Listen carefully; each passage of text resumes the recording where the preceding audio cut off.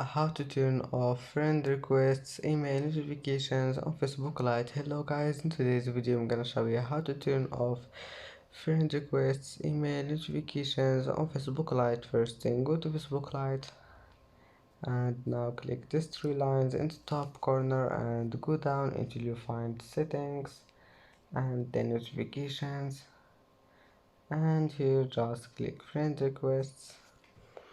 Now all you need to do is just click this one, email, turn it off, and as you see, friend requests, email notifications have been turned off. Now just go back,